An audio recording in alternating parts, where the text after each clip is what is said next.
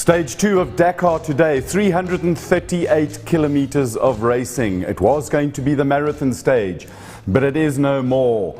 Greetings and salutations, race fans, motorsport lovers, and tonight in particular, those of you who love cross-country raid racing, and welcome to Raceday and our coverage of Dakar 2022. As per usual, somewhere on the southern tip of this great continent of ours, close to the sea, is Steffi Vetter from the Southern Africa Dakar Group. Steffi, fantastic to have you with us again, and welcome. What a brilliant day it's been. Hi, Cole. Hello, Gideon. Hoe gaan het? What a day. It was freezing cold in Saudi, but the racing was super, super hot.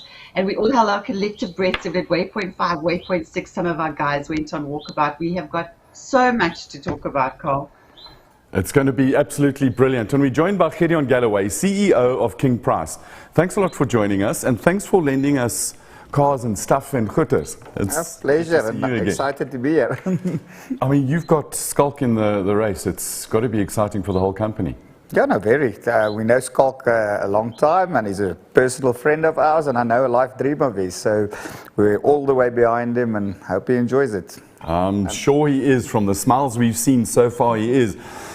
And the man who yesterday could not navigate, he couldn't find his way in a boat, apparently has found his way somewhere to a place in the Kalahari. Andrew Horndog, welcome. Thank you for being back. You've saved us. You are the voice of the listeners. Thanks, Colin. Appreciate it. Yeah, no, the Kalahari is far more suited to me than that's for sure. So very happy to be on firm ground today. I'm glad you've recovered. And for all of those who are watching, Andrew is there to catch your questions and feed them into us. We'll be crossing to him regularly. And we look forward to hearing from you. There have been some very interesting questions, and we should have some more answers for you today. But let's just go straight into it. Today, in a nutshell, Steffi, I mean, we've had some proper racing. Let's just run through very quickly the South African riders and cars and see how they went. Give us the bike news. It was all systems go, Colin. And you know, everything was absolutely perfectly well, and we were so excited.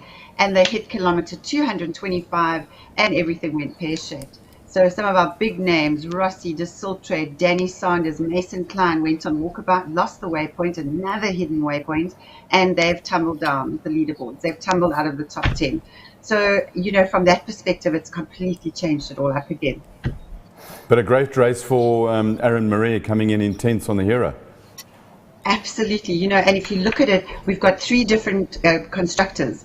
Top 1, 2, 3. We've got one gas in the top 10. Why? Because Daniel Sanders got lost, so he tumbled out the top 10.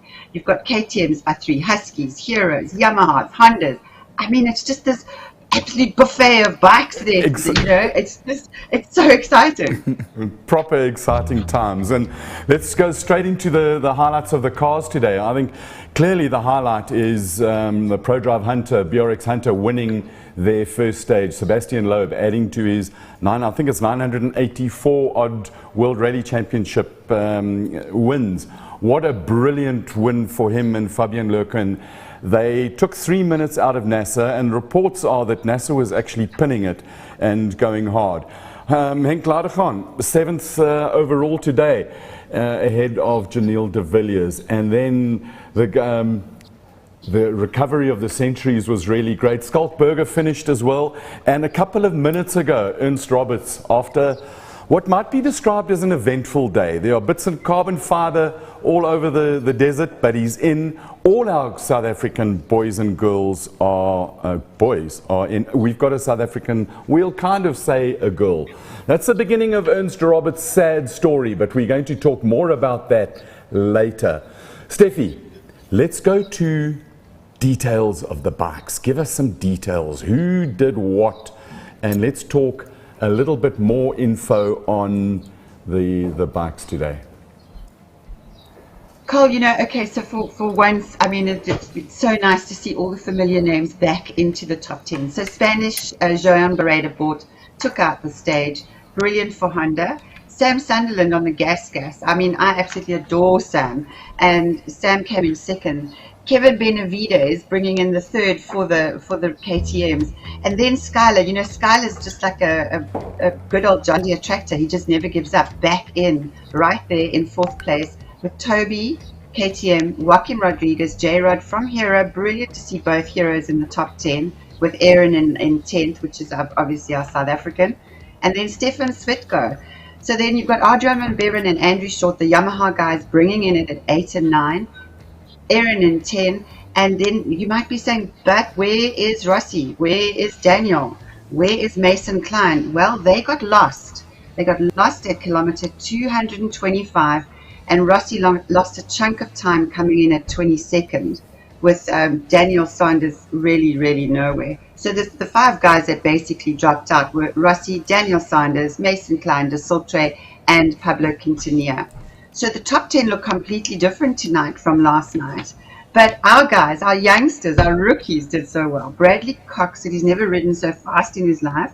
He did take a bit of a bump, and he has hurt his ankle. It's an injury that he's been carrying. So he is having physio, but he's good to go. He said it was fast, it was furious, because a lot of the elite riders were at the back from yesterday. He said they were flying past him, even at 160, like, couldn't get there, you know. And then JK, brilliant, from Botswana, coming in at 58, obviously in the original by Myrtle. Charon Moore and Stuart both doing really well, 59th and 76th respectively, with Paulo from Mozambique in the 104th, Walter and Wagner in the top 100s. So I'm so proud of our boys today. You know, they brought it back from yesterday, had a miserable day yesterday. So we're looking good. I mean, if you look at those stage results, what more can you ask for?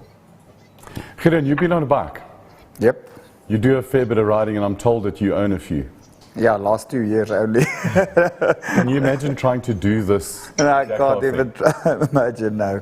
I mean, on a bike is one thing, or car is one thing, on a bike's another, and then the guys go and do it Malle Moto, where they've just got a trommel with all their footers in it. Imagine. It's absolutely, endurance, yeah. It's completely crazy.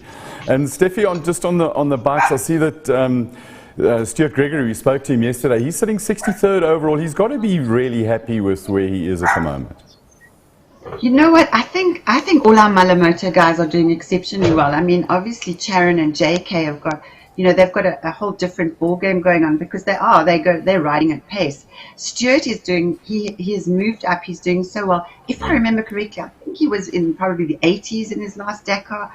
So he said his back was really sore today. He made friends with his airbag today. He took a bit of a high side off the bike, exploded the airbag. So he said, you know, it was exciting. In fact, Walter Blanche did the same thing, and he said he didn't get a fright from falling off the bike. He got a fright from the air jacket inflating, which is great to know that safety feature is there for the guys when they hit those big dunes and they hit those big bumps.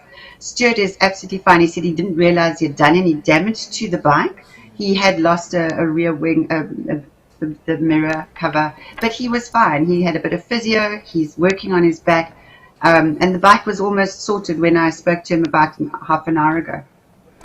I believe Andrew might have some of the questions for us. Andrew, in the deepest, darkest Karoo, what have you got coming in on the questions there?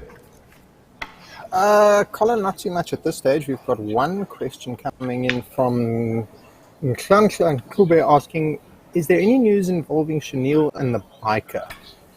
Apparently there was an incident with Chanel and the biker. I'm sorry, I'm a loop, having been checking the country. I can't find dates on it. I've been trawling and yeah, nothing. Maybe you can elaborate.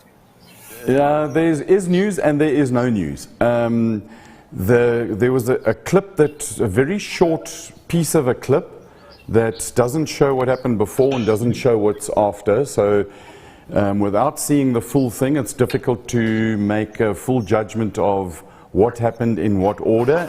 But there was, in a very, very tight passage, we are led to believe that the Janelle was ushered past by the biker, and those new cars are 2.3 meters wide, and I think the gap that they had between the pieces of rock and all of that was 2.4 meters wide. There was light. The biker, there was a slight bit of contact from what I can see from the fuzzy picture, and the biker seemed okay, and he gave thumbs up and he waved Janelle on. So from an incident point of view, it doesn't appear that it is anything worth anything worth pursuing, and some may call it clickbait. Yeah, a little bit of social media storm in a teacup.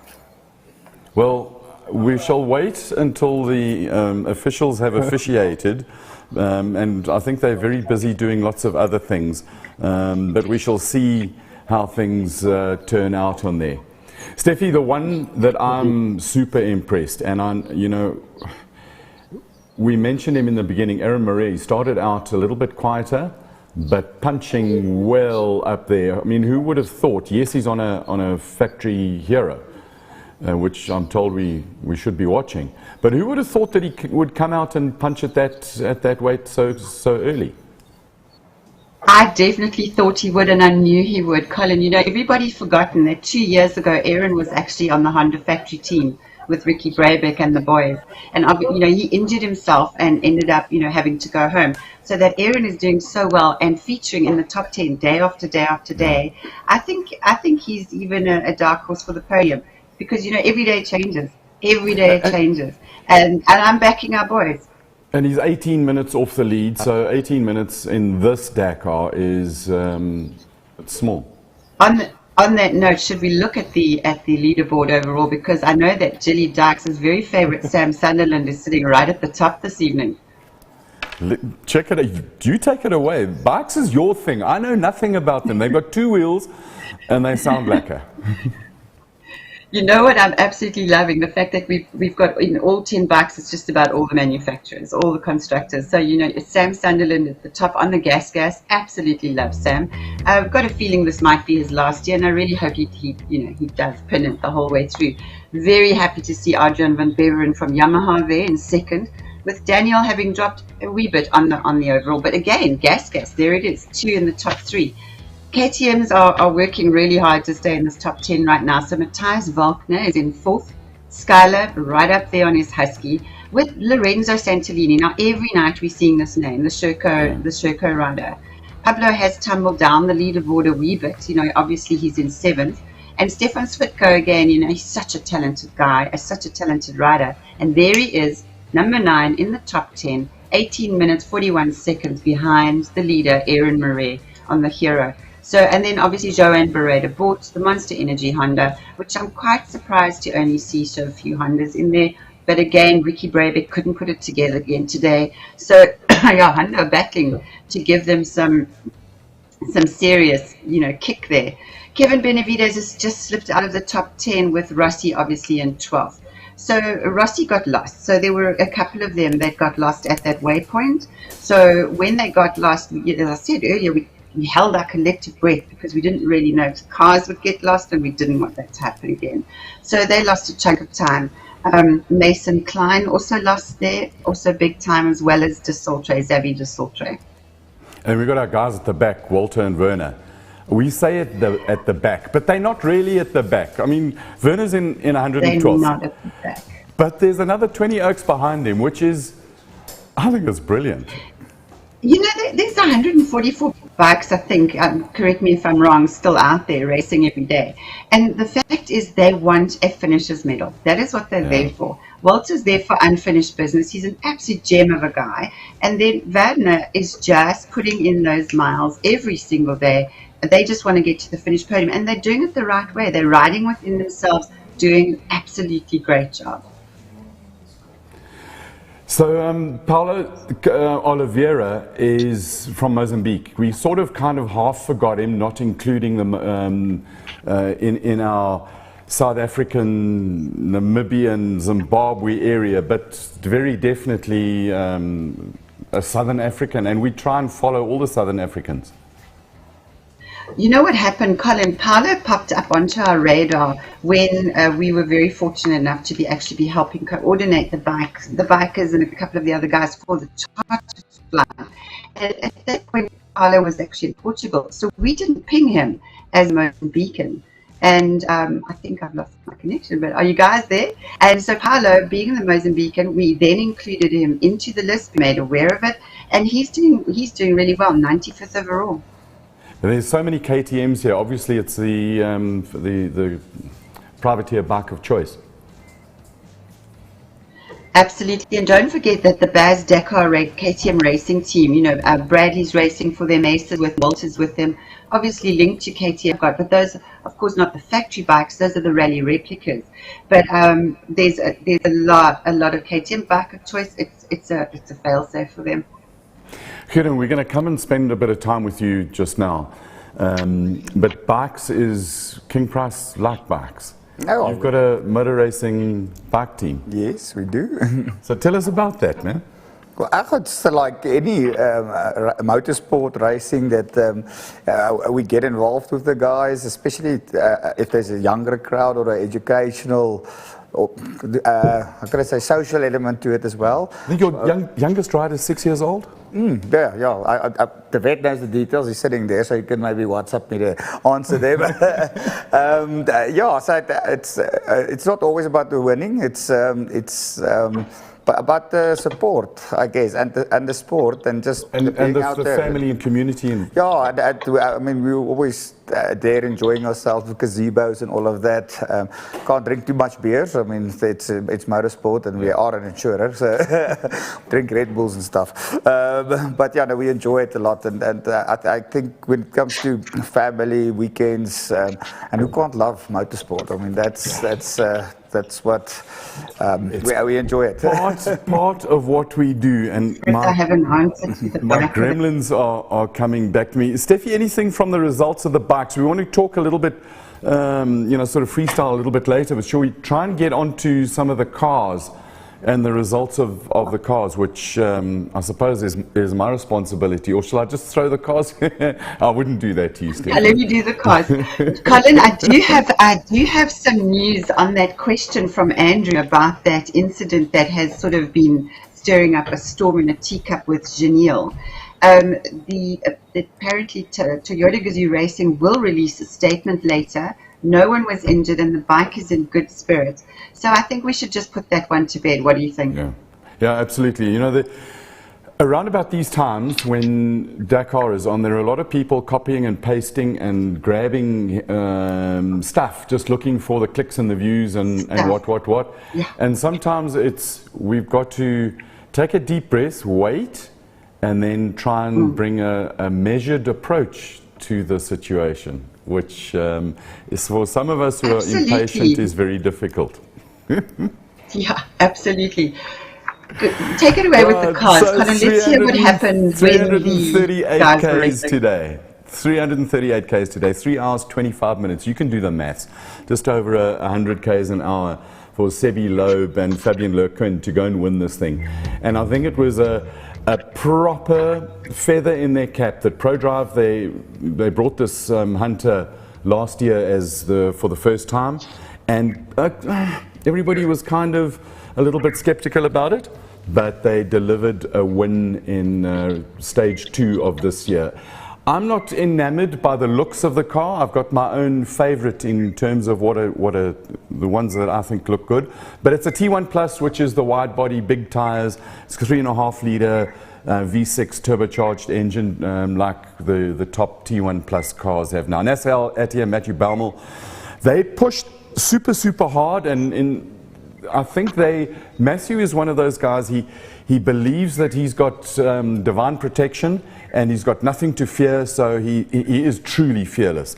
And they pushed really hard. He's 3.5 minutes behind Sebastian, and then Carlos Sainz in the Audi, and Stefan Pederhansel coming back in the Audi. The comments of the electrics. There are a lot of viewers who don't like the sound of it. I think it's different, but it's kind of intriguing. It is a stunning and awesome development of a racing car. Combination of a Le Mans 24-hour winner, a Formula E single-seater car, and with a bunch of steroids and a whole lot of rocket scientists put into it to try and manage this very, very complex electronic systems on it.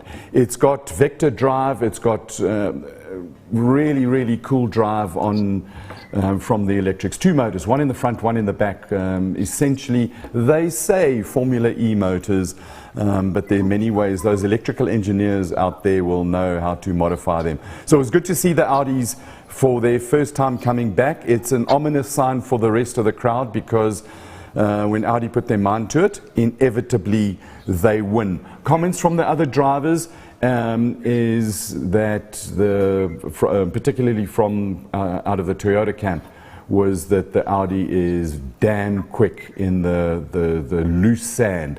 It's got incredible traction and drive. Nani Roma backing up Sebi Loeb in 5th place in the Hunter. Best of the South Africans, great to see the young man Henk Ladegan and Brett Cummings bounce back after their disaster yesterday. And yesterday I said that they hit a rock. I was wrong. They had a puncture and they stopped, and they had a flat wheel. Then it was cold yesterday. If you look at the size of these wheels here, they are massive. There's huge volumes of air, and the air in the tire carries the weight. So it doesn't need, they run at about 1.6, 1.7 cold tire pressures. And if the weather's really cold, the air doesn't heat up, and you'll know from, whose law is it? The guy who says that when the temperature goes up, the pressure goes up, that oak. And a tire came off, the bead came off the rim. So they drove for a while and they eventually had to change it, and there was some issue in connecting the wheel to the car, and the studs broke. When the studs break, you've got to stop and fix them. So great bounce back by the two of them, coming in 9 minutes behind, and they were ahead of Janelle de Villiers and Dennis Murphy, who were 11:17. Others of note, I think we've got to talk about the third of the Audi, also in the top 10, so that's 3 Audis in the top 10. 14th was Brian Baragwanath, and he said, we're at the finish, second gear's noisy from about 50 kilometers an hour, so we stopped using it. And there was a big hit on the right-hand side, the front, and they bent a wishbone.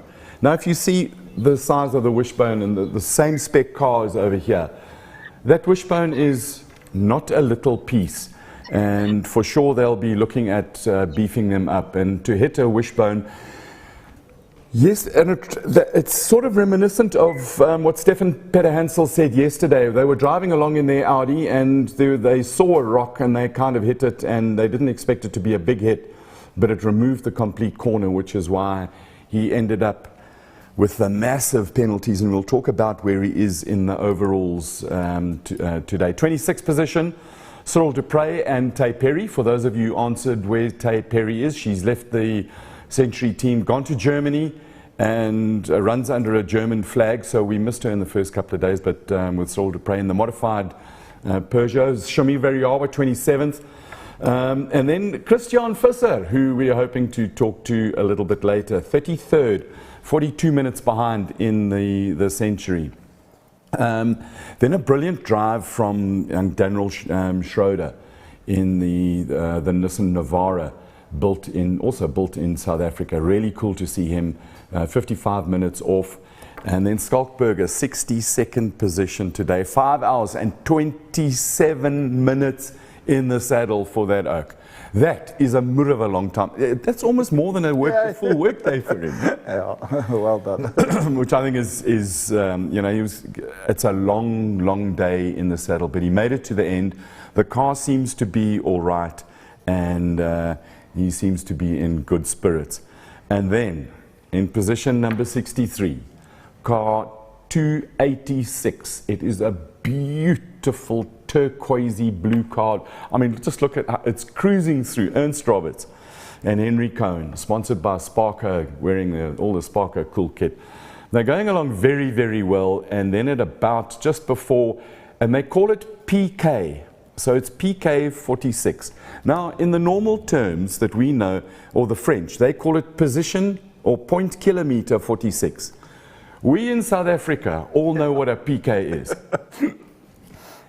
So then he pulls off, and he got a PK, because he went over a bit of a berm, And we start with the results of what happened when they went over the berm. They had a bit of a roll, and there's bits of carbon fiber spread all over the countryside, and the car was upside down, so they had to, now just watch this recovery.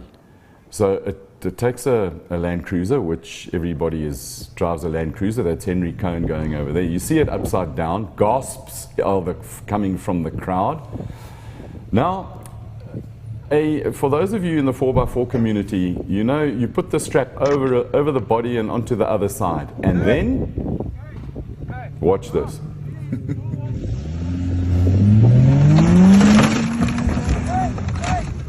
Boom. And over they go. So that's how they got it onto the wheels. Skulk was a little bit behind them, and he stopped and helped them and gave parts and all the rest of it. And then they came in after 6 hours and 18 minutes of racing, and that includes fixing the car. The message, I've got to read this to you because it's, so after the finish, you always get a message going backwards and forwards. We'll be there at 8:30. Which is their time, 7:30, so estimated about 3 minutes away from there. Please prepare a new bonnet, a new rear. We need one rear shock, wheel alignment is out. We need a steering wheel because it's bent, the left window, the sand ladder box, and brackets. And the most priceless thing from Ernst Roberts, for those of you who know him, he's a brilliant gentleman. The last item on his list of wishes, and a new ego for me. I'll tell you what, it's, you know, really for somebody to admit to making a small error, and this race can bring you down to size. And that's it for the individuals, but there's some brilliant mix-ups in the overalls. But before we get to the overalls, we promised you that we would listen to your questions and your queries. And Andrew Horn, we've got one more thing to do after this before we get to the overalls. Andrew Horn, what is the crowd saying? There's a couple of people that are actually changing their tune about the Audi, which is quite interesting. We've got Corbett singing Gideon's praises about he's as quick in a CR6 as he is in a 66 Commander at Dakar. Then you've got Andrew Sparks saying, wouldn't easier navigation make for a better, closer race? And shouldn't the cars be limited on speed, which we know they are? So that's null and void. And my 2 cents on that is navigation's always been a part of Dakar. If you want to make it easy, you know, go and play golf. You know, don't go and do Dakar. This is the World Cross Country Championship. It is meant to be difficult. It's meant to be hard. It is meant to push you beyond your limits of endurance. What does that guy said? Who says to infinity and beyond? Buzz Lightyear. There you go. It's meant to be difficult. Thanks, Gideon. I've got so much help here. It's absolutely magnificent. So, end of that discussion about difficulty. The harder it is, the better. I forgot to mention. Agreed. And you'll know, coming out of running with out of Stuart Thompson's place, number 441, Jeff Minott. Guys, if we can go back to my pictures of Mr. Minott, who's having one of the nicest races ever. I mean, this is the desert we are looking at there, chaps, believe it or not. And so Jeff in his Can-Am Maverick with 4 hours, 51 minutes, 54 seconds. He's 41 minutes off the lead and in 18th position. I think we've got to take our hat off to Jeff. They're doing an absolutely brilliant job in that Can-Am. And what he did was he always had a dream of going to run Dakar, so contacted with the close arrangement with that Stuart Thompson's WCT has got with South Racing. They just swapped him over there and he got a car. So you too, if you would like to do Dakar, Gideon, you too could go and do Dakar in a side-by-side. Yeah, these conversations came up a couple of socials, but every morning when I wake up and then I think, no, that was a stupid idea. I'll stay, well, not when I'm married in any case. So. There are many crazy ideas that come up in those evenings with It's always when, I've got this friend Ricky Lou when he comes round. That's basically, he's the naughty guy, and when he comes, the trouble starts.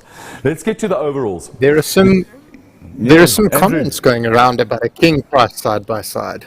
Some of those comments have actually just popped up there now that you mention. Is there any truth in the rumor of a King Price side by side? There is a King Price side by side that runs in the SA Cross Country series in South Africa. No, we're talking about one at Dakar KingPriceXtreme. with the man to your right in it. No, I'm told that it's a lifelong dream. He has to get rid of work and a wife and children, and then he can go and do it. But I don't think that's going to happen. I'm not getting involved in that debate. I've driven with Skulk once, and I'm not made for that. But you do like a little bit of playing around fun, not I like the racing. driving part. I'm not sitting next to him, always up for fun and exciting things. And like I say, I love cars and bikes and anything that moves fast. Anything extreme. Yeah. Good man, Gideon. We're coming to talk about insurance. I want to learn a little bit about it. 7 hours of racing. Well, 6:59 for NASA and 7:08 for Sebi Loeb. So he's taken 3 minutes out of that lead. Lucio Alvarez in a Toyota Hilux second. Janil fourth. Vladimir Vasiliev in his, shall we call it a BMW X5 because that's what it's entered at, but it's a Mini with a X5 body on it. And Martin Prokop in sixth position in the Ford Raptor RS Cross Country. That's something that Ford should actually make. Something that looks like that. It is absolutely, completely brilliant. Going down to the rest of the South Africans, Janelle in fourth position, which I think is absolutely fantastic. 13th position, Cyril and Tay Perry. 17th, Nani Roma. I had to bring that in because of the Pro Drive. And 21st, Chris Visser, Christian Visser. And he's 1 hour 41, same position as yesterday. Shami Variawa in 24th. And I really think that Chris had in my view, the drive of the day yesterday. I may have got things wrong in the heat of the moment, but 21st today overall is really good. 33rd is Brian Baragwanath. He's 219 off the sharp end, right off the sharp end, but it's a long race. We've seen that Janil came into the top 6 from further behind than that in shorter time as well. To put that into perspective, he's just ahead of Carlos Sainz in 34th, Daniel Schroeder in the Nissan Navara, car 267 in 41st position. Henk Ladegan 45th. You'll recall he lost all that time yesterday, so he's 3 hours 30. And I'm going to mention you've got Ernst Roberts 286, and he's 4 hours 6 behind then Skalkberger. And the one I do have to mention is right close to the back in 64th position, Stefan Peter Hansel. 23 hours and 35 minutes is his race time that he's given, because he's got 16 hours of penalty because of the waypoints that he missed and all the other stuff that he got up to. 16th position in the side-by-side, Jeff Minute, 2 hours 14 off the lead. And that pretty much rounds out the results of where everybody is. Steffi, it's sure, when we go through all of those bits of interest, it gets kind of puts the scope of the South African involvement with the bikes, the side-by-side, and the cars together. It's taken us 34 minutes just to talk about who's done what to whom. I know, and I'm dying to hear from Gideon, and I want to know all about the role that he's playing. Yeah, we've got a massive contingent. It's incredible. I mean, when you're tracking them on a daily basis, you really understand that we've got like a mammoth gargantuan team there, and they're performing every day. I'm so proud of them. I absolutely love it. It's hectic, but it's fantastic. Yeah, it certainly is. So, Gideon, in terms of, Skulk is an integral part of the King Price kingdom. And when somebody like that goes off to do an event like this with a King Price all over the car, what is that filters down into the business? And what is the feeling of the staff when they see this involvement of your car there? No, well, they love it. I mean, you've been there at the launch event. the staff absolutely love it, like any other sport, I guess. But I think I mean, our offices are in Pretoria, so we just love racing, and just the WhatsApps I get every day and sending it on, from my parents to friends to work colleagues, shareholders, all of that. Brokers, big business partners. It's very nice to see, and especially the video bits that you feel kind of proud, and it does give you and also knowing Schalk personally and what this means to him.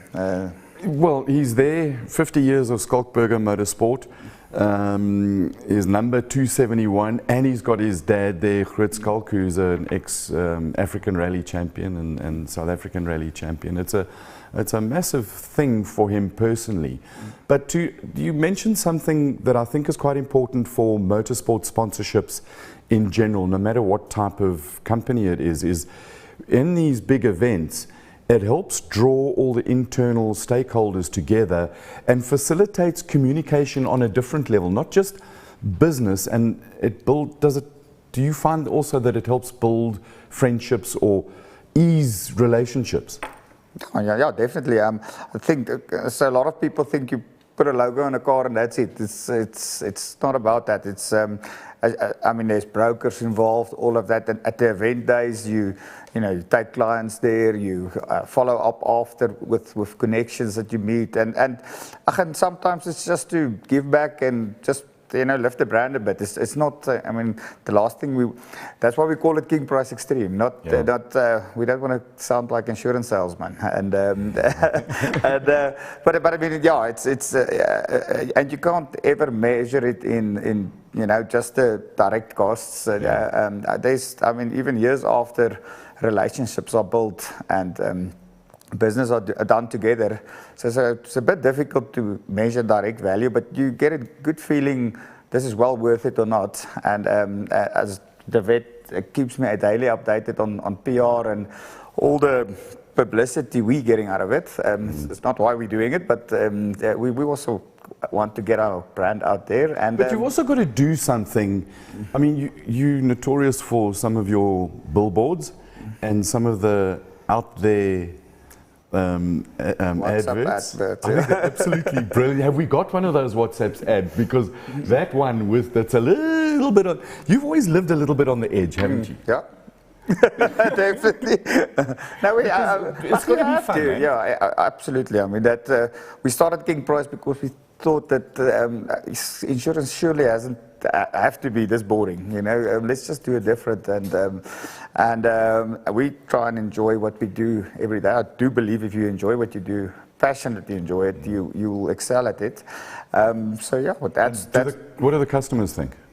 I think insurance is mostly price and the trust of the claims and all of that afterwards. But I do think they like our humor. If it's breaking the clutter. I don't think anybody likes boring, really. But on the other side is insurance is not the most sexy product to buy. So I mean, it's not like you're buying a beer or something. It's a grudge purchase, and we just want to make it the most ungrudgy, let's say that, and that's why when you do advertising, break through the clutter. At least, I mean, people give you their viewing time. At least entertain them. Yeah. Okay, so we got this little bit. Are you ready? He's going to find it because I thought it was absolutely fantastic. Andrew Horn, somewhere in the Karoo, can you put your lamb chop down? And look at your computer and tell us what the peoples are saying, because I'm hearing rumblings. Mr. Horn. Yeah, we've had a question about Audi and their penalties, which I have actually answered. It was Stefan Peter Hansel with his accident, missing waypoints, exceeding maximum time for the stage. So, nothing more than that. So I have in the comments. And then a big drive, people asking about trucks, which, ours is a South African slant. So we don't tend to, but we'll try and put some results in for you for tomorrow. Shall we just play a little bit of humor? And just because, we're nice, and because they're trucks, I'm willing to bet that at the top of the truck I'm right, is a Russian. So for those of you, we'll find some stuff on the trucks. They are unbelievable monsters of the desert, and the sounds that are absolutely magnificent. So the winner of today's stage, but we know this because they do it all the time, was a Kamaz, and it was Andreev Karganov and Andreev Molkiv and Ivan Molkov, all your favorite Russians. Second was Sotnikov, and I should have practiced this. I've set myself up for failure. But certainly it's Kamaz, and the Russians have come. They have conquered that part of Dakar, but we will show them the proper respect and get back to them, because our Fritz is on the fingers. Love that stuff.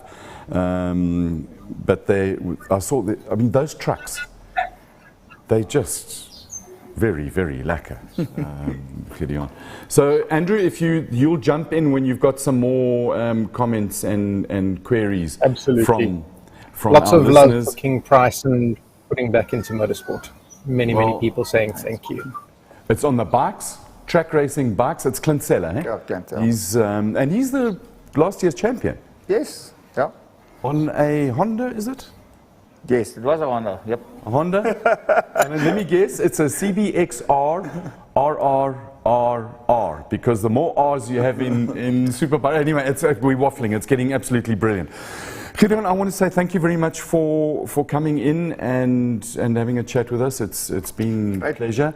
But I still want to talk a little bit more about the bikes with Steffi Vetter. Have we found her on the southern tip of the ocean? Steffi, so getting back to bikes, when are the Russians going to come to the bikes? I think they're all busy rushing off. Colin, you know what I do want to bring in though is, most very loved guy from MotoGP is Danilo Petrucci. Now he's a two-time MotoGP winner. Absolutely. And I mean, we were so excited. He was doing so well. He was up there in the rookies. And unfortunately, he crashed today. Couldn't repair the bike, and I'm really hoping, Fritz, that you've got those pictures. What a sad sight to see Danilo's new found love of cross-country World Rally Raid come to such a sad end. Really, really heartbreaking to see these pictures today. That is so heartbreaking. Head down, pushing a bike. Never nice. And then the worst picture in the history of Dakars that you can see, the most horribilist one, is when the helicopter picks your bike, and that is when you know you are truly out of Dakar. It is completely sad. That is the end of that. But he'll be back. Yeah, he will definitely be back. I mean, he's such a talented rider. It's incredible. But we haven't spoken about Bradley Cox, and Bradley Cox is heading up the rookies. Bradley Cox is heading up the rookies, and I'm so proud of him. Why haven't we spoken about Bradley Cox? I mean, you motorbikes, you're supposed to interrupt me. I haven't interrupted you once today, Steffi, I think.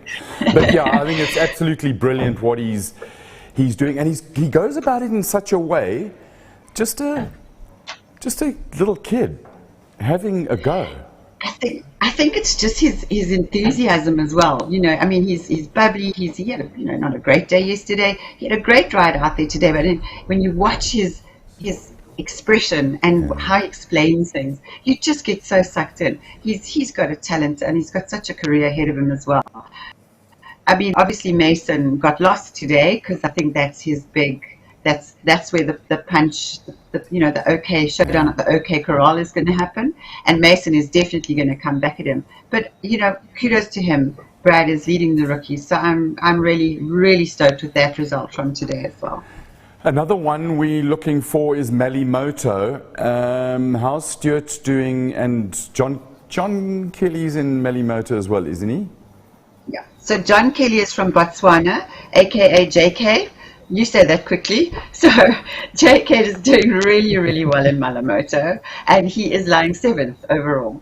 So Benji Melo, who we were talking about last night, has tumbled down the rankings a wee bit. But Sharon's right up there in 8th place. So we've got our 2 Southern Africans in the top 10. Stu's in 15th overall, and Wagner is in 26th. So the guys are really flying those flags. And I mean, in that bunch, we've got Botswana, South Africa, Lesotho. What more can you ask for? I mean, it's brilliant. I'm blown away at the level of growth of the Malle Moto class. That guys go along to the most difficult motor race in the history of mankind, and then they make it even more difficult. First of all, you're going on 2 wheels, and then they say, no, I don't want any mechanics. I only want one little trommel to put my kit in, and I'm going to be my own mechanic. Yeah, it's the toughest for me. It's the toughest, and I've got such great respect for the Malle Moto riders. And again, I'm seriously sad that Kirsty's not there this year, because having the first woman in Africa doing Malle Moto, Kirsty was just well on track to really represent. So, but 2023 is coming. She'll be back. She'll be there. It is incredibly tough. I mean, if you think about it, they have no assistance. They do everything themselves: eat, feed, clean, riders briefings. The whole enchilada. Absolutely crazy. And I mean, they're going back for more every year.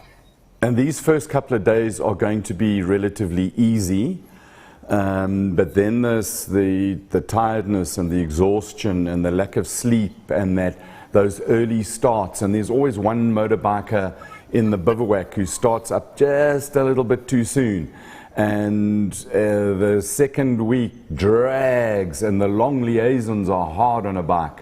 And that's when it gets really, really tough. Yeah, absolutely. And Colin, strange you say that. When I was watching Stuart's sort of report back today, he said, this was he can feel he's at the Dakar now. And I think it's also because the marathon stage was moved. So they had this massively long, extremely cold, because it was only 9 to 13 degrees out there today. Overcast in those natural dunes that they were through. And it's wet. It was cold. It was wet. It was cold on the liaison back as well. But they've got to do it all again tomorrow, because they've got to get back to where they're supposed to be. So, he says he's definitely feeling in his body that tiredness is setting in. So they're going to have to really dig deep and start, getting into that Dakar zone, which I think today smacked them in the face, as you said earlier. And very nicely, Mr. Gregory, the macadamian nut farmer from the KwaZulu-Natal area. So for all of you who like nuts, eat macadamians, buy King Prices, because it all helps motor racing get bigger and better. And Stuart has sent us a little piece of info. So Fritzy, please roll Stewie. Hey guys, how's it going? We finished stage 2. Really enjoyed the beginning bit.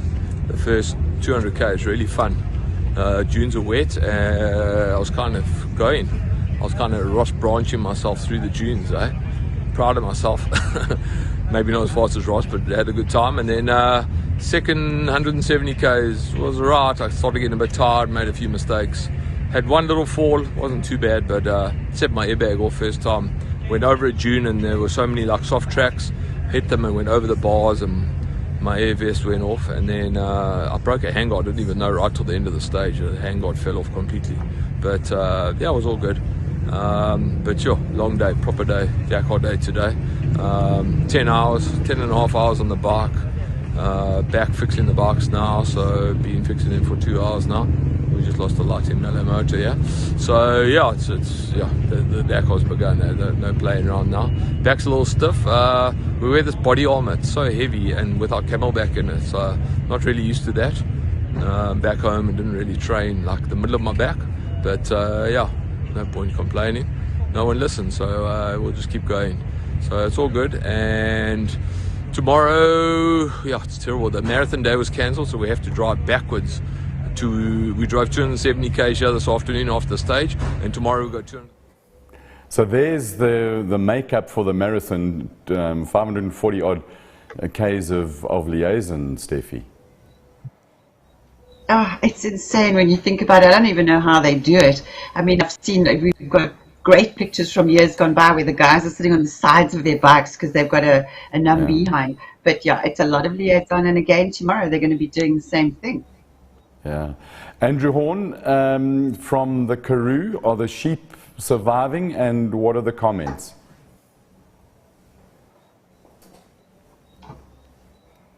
The Karoo. The sheep are good, Cole. The sheep are good. Comments at the moment, Bernard van den Doel's asking which is tougher, Comrades or Dakar. I think we know the answer to that one.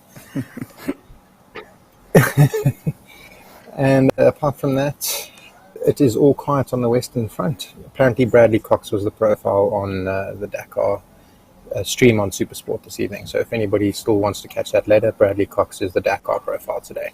Or you could just stay right here, Right. and we here. could deliver you a one-on-one, a personalized interview with young Bradley Cox. Do your magic, Even better. Fritzy.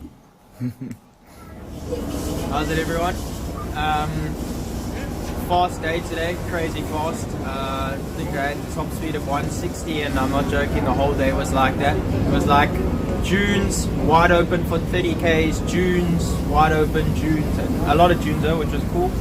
Yeah, good day. I just I made a mistake and lost 5 minutes, but otherwise, yeah, really good day. And I did jump off a dune though into a hole, not on purpose, and I've hurt my ankle that I've been struggling with the last year, so I had to take some pain pills at the refill, but all good. Physio will work on it tonight, and but yeah, good day. And tomorrow, just try and get a little bit further up. He's getting his foot and ankle sorted out, but you got to love just the raw enthusiasm and love for the sport that this young man has got. And you know, he's got an excellent coach, Steffi, in Alfie, who is somewhat of a hero wherever he goes in motorsport world. I think he's done 18 Dakars. He is a proper legend. Finished on the podium. He is the son of the great Alfie Cox.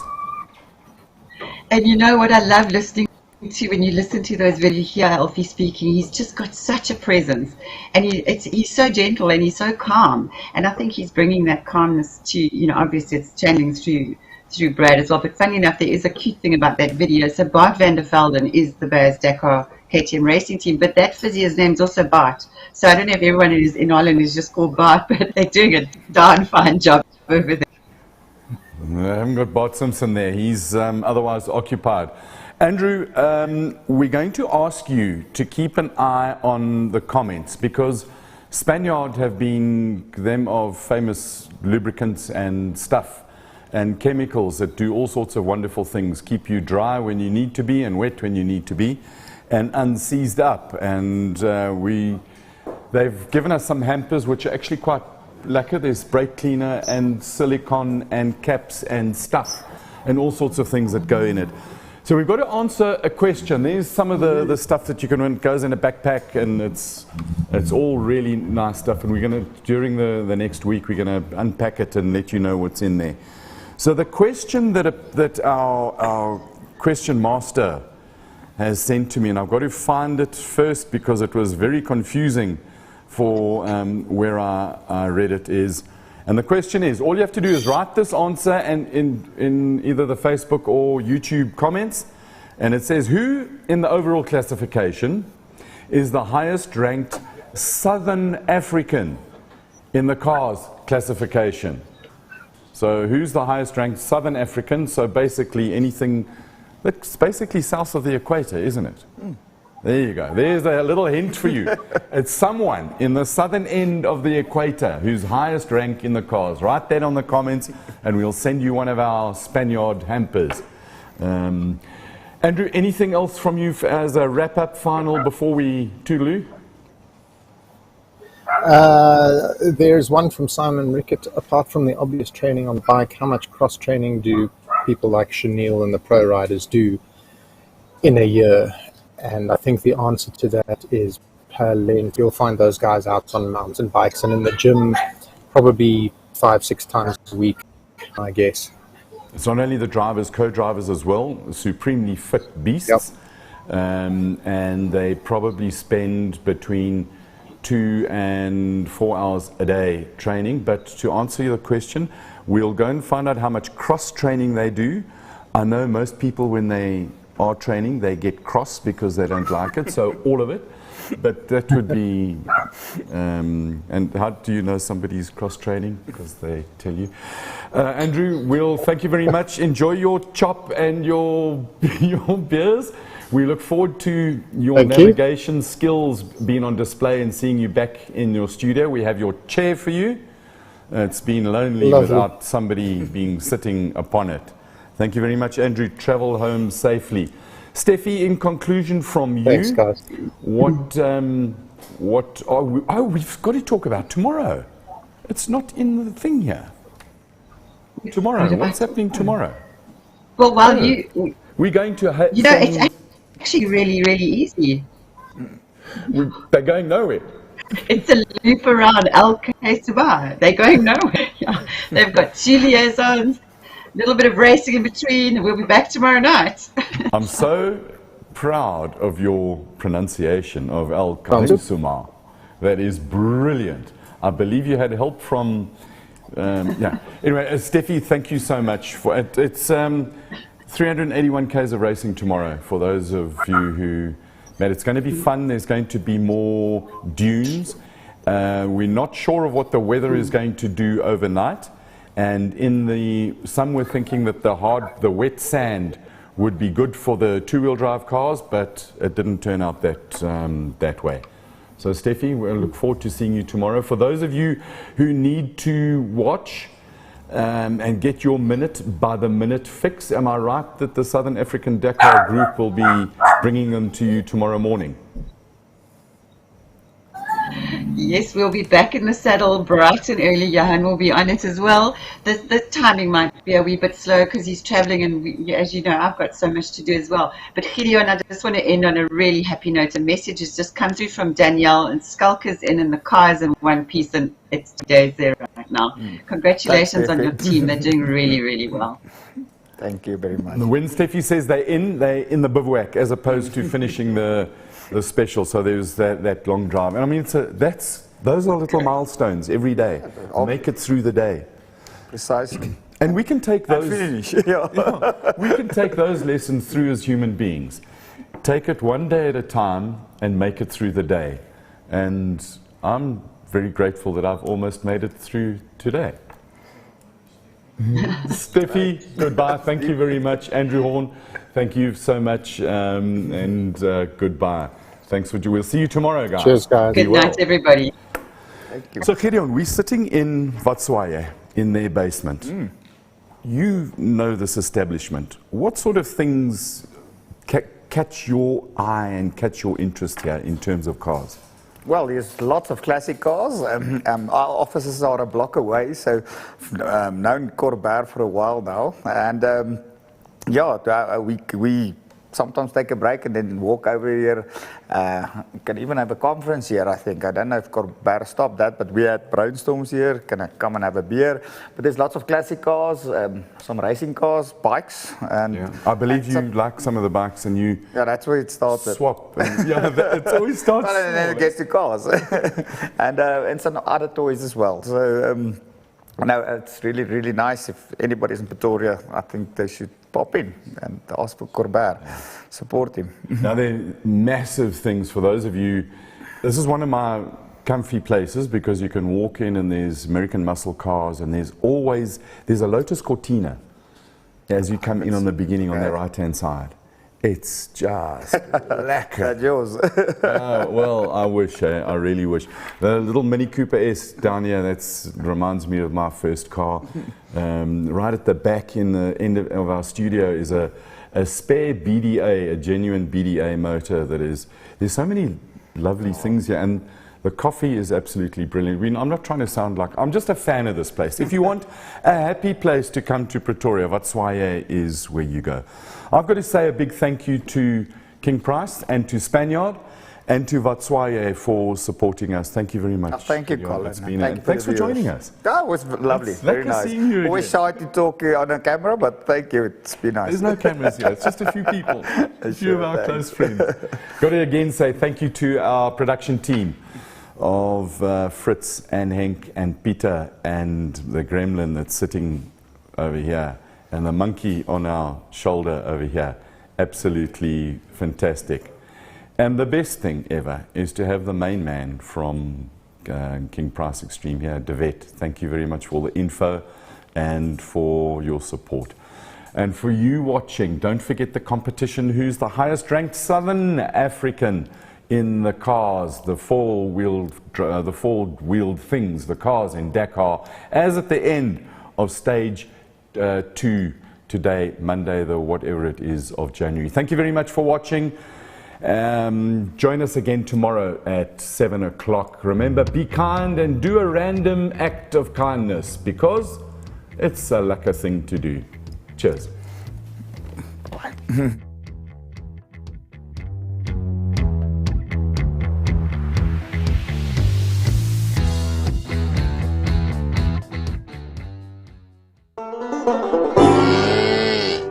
Die woord vir die dag is oesklap. Hoor mooi, oesklap.